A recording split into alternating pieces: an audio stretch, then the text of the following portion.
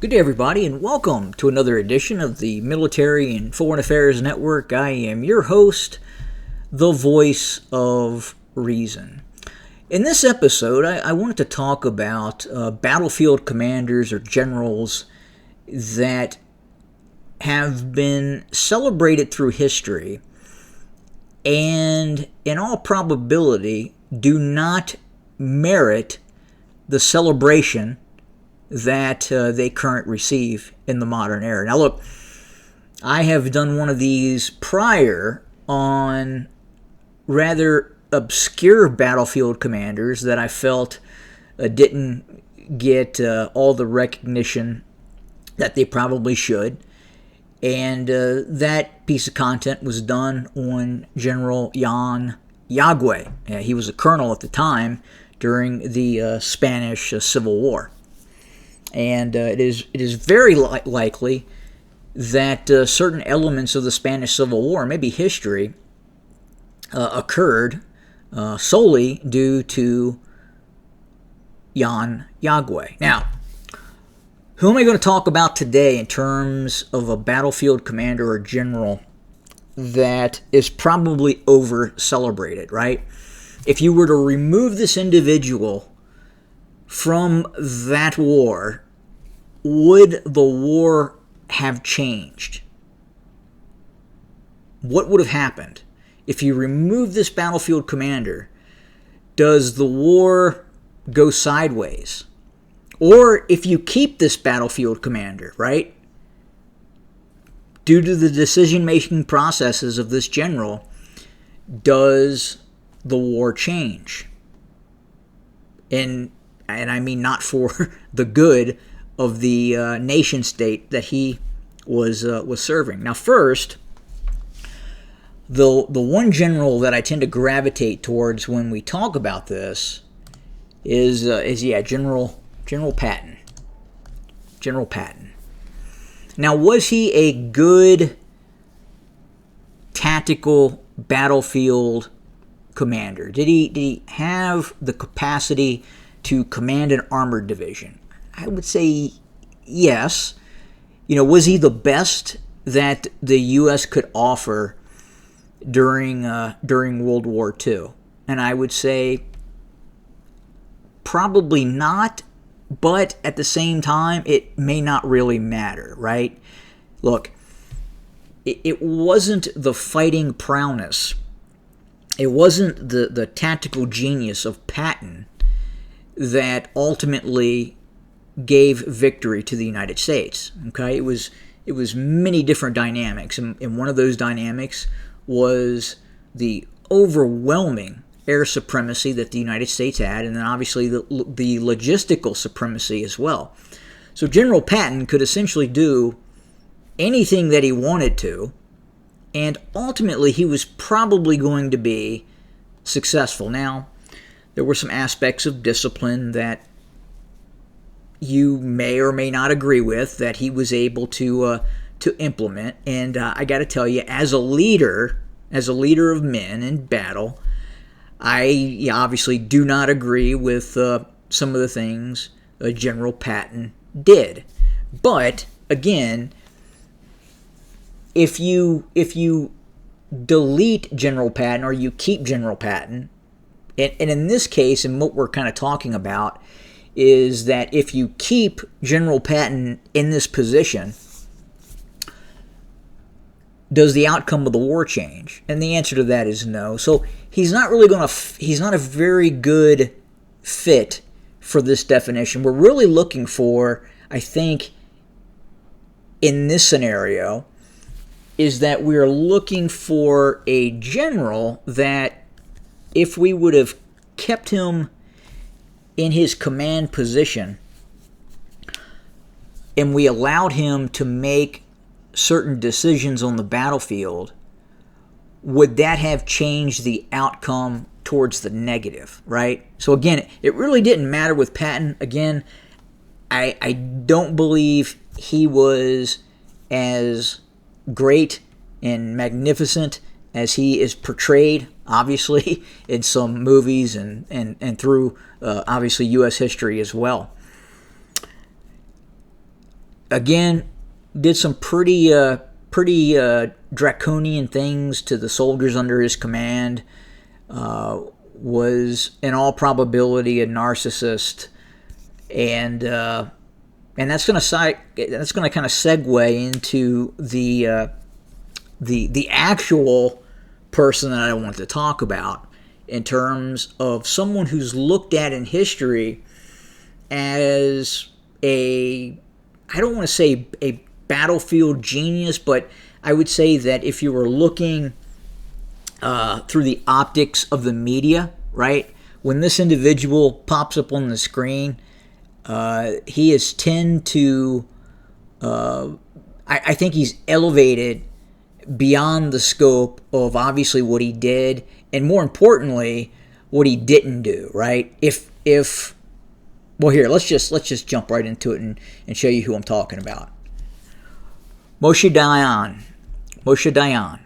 He was essentially the commander of he was the defense chief of the Israeli military. And he was charismatic, right? When you see him on a picture such as this, right? He's missing an eye, he's got an eye patch. He kind of looks the type, okay? Now, I can tell you this guy was an absolutely horrible leader and battlefield commander. Look, realistically, if Golda Meir would have listened to this man, it's possible a nuclear conflict could have erupted, right? He wanted, or at least wanted to ready a nuclear capability. He became very, very nervous when things started to go south, so to speak. And it's alleged that Israeli intelligence, the Mossad, had gone to the senior leadership, the political leadership of Israel, the prime minister, and said, hey, look, General Dayan is or may not be emotionally stable. He may not be. And you look at that, and he has a history of mental instability in his family. And it's possible that, it was never proven what, was he mentally unstable during Yom Kippur, during the 1973 war? And the answer to that is we don't really know, but we do know that he wanted to withdraw from the Suez Canal, and he wanted to essentially reform a defensive line, kind of like in the middle of the Sinai, and defend certain key passes in the Sinai Peninsula. Which, if he would have done that, that could have then created a scenario where Israel would have then been in an extended war of attrition with the Egyptians, and the military victory that occurred in terms of the Israelis actually crossing the Sinai and destroying elements of the Egyptian military on the west side of the Suez Canal would not have been done if that was given to Moshe Dayan. He would not have authorized the deployment of Israeli forces crossing the Suez Canal to the west side and engaging in destroying Egyptian forces. He was very pragmatic. He, in all probability, if the political leadership would have did what he was requesting to do, and in some cases they did. Obviously, there was not an early mobilization, and I mean early 24, 48 hours before the Egyptian attack and the Syrian attack. He did not want to mobilize, and he was very hesitant, and he was very worried through the course of this conflict, and he definitely was not for taking bold and decisive and risky action against enemy forces. And look, any military conflict, you have to be willing to do that. You got to roll the dice in some cases. And fortunately for the Israeli military, unfortunately for the Egyptian military, some of the decision-making processes by Moshe Dayan was not followed through on. Now, with that being said, the Israelis were fighting the Egyptians, an incredibly poor military force. I believe that Israel has this reputation in the modern era simply because it has fought most of its wars against Arab nation states. And these Arab nation states have, for the most part, produced some really, really, really bad armies and really bad generals and really bad soldiers at times. Not all of them. There were times where the Egyptian military did well, especially early in the initial crossing of the Suez Canal. Obviously, that was successful. But beyond that, it was pretty rough going after that. But again, because you have that poor showing by the Egyptians and that poor showing by the Syrian military at times, then that elevates the Israeli army possibly above really where they truly set as a truly competent fighting force, and definitely not General Dayan as a competent leader. On top of that, just a bad leader, right? We talked about General Patton striking. He did strike U.S. soldiers who claimed they were suffering from quote-unquote battle fatigue or post-traumatic stress syndrome, as we call it now. But that was the one issue with Patton that definitely was never looked well on. Again, Patton, kind of a low emotional intelligence, and Moshe Dayan, same thing, right? Possibly mental instability, definitely low emotional intelligence. Why? Well, he seemed to like to sleep around, and he apparently had slept with a multitude of his subordinates' wives, right? He was a notorious womanizer, right? And if you're in a leadership position, you can't really do that. And that's what one thing he did. He was also called a amateur archaeologist.